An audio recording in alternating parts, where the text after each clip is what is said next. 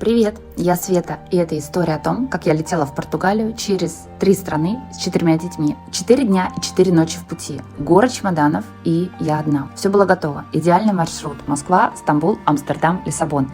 1 день, 3 самолета, сложно, но я верила, что мы справимся. Я предупредила всех родных об отъезде, и мы уже были на старте. И вот, звонок мужа за сутки до вылета. Рейс перенесли, вы не успеваете на стыковочные рейсы, все рушится. Деньги на ветер, слезы, паника. Но потом муж предложил новый план: летим через Марокко.